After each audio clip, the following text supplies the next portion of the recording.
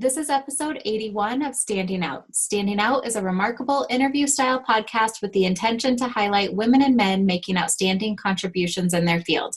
This podcast is generously sponsored by Think Global. Think Global is a business advisory firm working with women entrepreneurs around the globe to scale their businesses to the next level. Today, I'd like to welcome Paige Goss. Paige is the founder and chief executive officer at Point Solutions Group, a professional services and technology solutions firm founded on a philosophy that people are at the center of all successful missions and programs.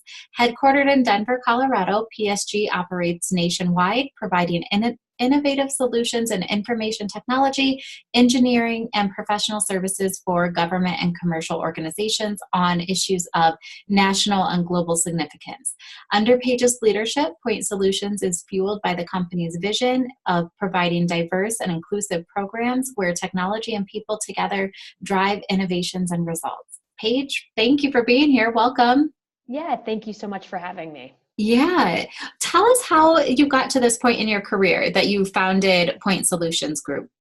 Yeah, so it's such a great question. And I think I was probably in a similar spot to a lot of people that are wanting to make the leap into the entrepreneurial world. And I was with an organization for 10 years prior, actually in Raleigh, North Carolina, before I moved out to Denver. And I was their VP of operations. And we grew over the 10 years that I was with them from about $1 million in revenue to $160 million in revenue. Oh, wow. We launched a number of offices across the country. And really, I think I had a moment when I was growing that organization that I wanted to do this on my own, and that I was confident and knew that we could make an impact. And the big area where I finally recognized is there was a tremendous opportunity for this combination of diversity in tech, really bringing diversity to larger scale technology programs and things like that. Wow. And you know, it was really just a right timing where I finally just said, I'm going to go for it. And I took the leap of faith and moved my family out here to Denver and launched the business. Yeah. What, how did that process go? So you have a family, do you have a partner that you had to have a conversation with? Like, hey, I'm leaving and we're starting this thing and we're moving cross country? I do. Yeah. So that's probably the one of the best stories. And when I finally got to the point where I was ready to make the move, I actually spoke to my wife and I said to her, I'm ready to take this entrepreneurial leap that, I've always had and wanted to do. Yeah. And what's the worst that could happen? And she said, well, I guess we could lose everything, and I'm okay with that. Are you okay with that? And once we got to that place where we had enough trust and confidence in each other and the support mechanism that we had, we decided to go for it. And shortly thereafter, we actually found out we were pregnant with twins. So I have 5-month-old twins as well. So it's been I'll tell you, the entrepreneurial journey is a family journey, and something that I'm extremely grateful that I have the support that I do from my family. We did something similar when we moved out. We're from the Midwest and we moved to Colorado. Honestly, just wanting something different. I think where we were in the Midwest, and there's cities all over the nation like this, but it had that vibe of stuck. And we kind of looked at it. This was back in 2008. We had our son who was 2.5 at the time. I was pregnant with our daughter, and everything was fine. We had good jobs there. We had a house, like all the things you want and aspire to, we had. It was all good. But it was just like, if we don't make a change, this is it. And it felt like this was it. So we moved out here with no jobs, a 2-year-old and a 2-week-old baby. And year one was hard. But we kind of felt like we want to try it. And even if we, lose everything, so to speak, like we tried it, we can always go back where we came from. But let's truly give it a shot. And here we are 7 years later. Yeah, and congratulations to you. It is. I agree with you completely. It was a now or never. Yeah. And when you do move across the country and start a family and have a business, failure becomes just not an option, and you kind of just go after it where you really don't have another choice. And so I think it's been a really amazing motivation and kind of collective spirit that I have towards being an entrepreneur and growing the business. That's really cool. So tell us about growing the business. So how have you done that? Yeah, so Everyone wants a secret recipe of I do these 5 things. What's yours? Yeah, I wish I had a I Right. wish I had a secret recipe. I think a lot of what we did initially. So I launched the business back in April of 2017. And in our first year, we've had tremendous success. I'm very grateful for my team. We actually, one of the things that I will tell most people when they ask what got us to where we're at, we actually hit 1.5 million in our first year, which I'm very, very proud of. Wow, Thank congratulations. you. Yeah. So, when everybody asks me about that, I say, we invested in a number of areas ahead of our revenue. So we invested in people, internal teams ahead of our revenue. We invested in, processes and procedures.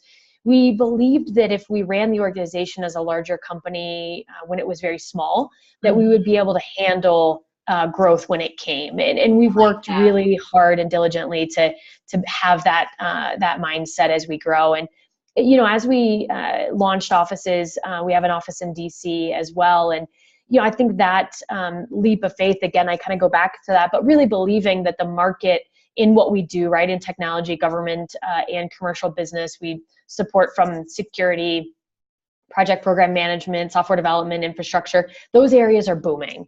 And so I knew if we put ourselves in a right position in the market, that we were going to be successful. So we invested ahead of that. That's a really awesome strategy, though. I've never heard anyone describe it that way. So thank you for that. Yeah, absolutely. So tell us exactly what it is you do. So we're a managed services firm. We focus around primarily people. So we put people on projects that we ourselves scope. We also deliver full professional services as far as systems implementation. So we've got a project management as a service offering. But most of what we do is on helping organizations build out engineering and technical teams from an infrastructure level where you're doing a Windows upgrade, which is a program we actually just finished, all the way to the very top where we're building out a cloud platform for an organization. Oh, wow. Mm-hmm. It's a really dynamic, ever-changing, fun business to be in. And it was the business that I was in prior at a certain level. We did a piece of what we do now. So I've always been in and around the people side of technology. So tell us about that people side of technology. I think most of us stereotype it, right? Like that there's a certain personality in tech, and I'm sure that's not the case. I'm sure there's many types of people in tech, but tell us why people are so important and what to be looking for, I suppose. Yeah, it's such a great question. And there are certain types of people in certain types of technology. And so some of those stereotypes can certainly be true. But what I've found is that when you add diversity with the organization, with the people fulfilling some of these roles, going after some of these types of projects, that your projects go better. They go smoother.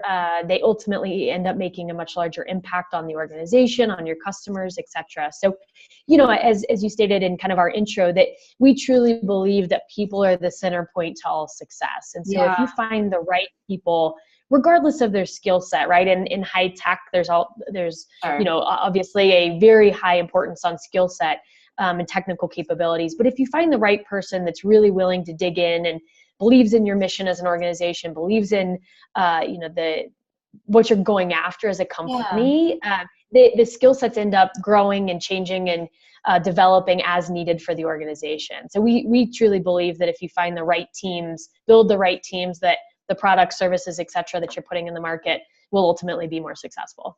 That's awesome. Internally, I'm curious to know, what position was your first hire? After you're like, I need support. What did you need? Yeah, I thought about that a lot. And honestly, I made some mistakes myself on that side. Yeah. And I think that some of the biggest lessons learned is, as I mentioned, we kind of invested ahead of our revenue. So I hired a very large team right off the bat. So I had a sales team, I had a program manager, I had some delivery coordinators that were working on the actual delivery of our solutions and projects.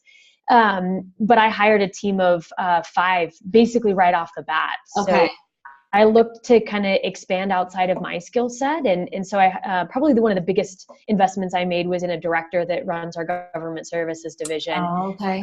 He has a background very different than mine. So he's technical in nature. I'm only technical enough to be dangerous. Yeah. And he has a military background where I do not. So we really complemented each other very well.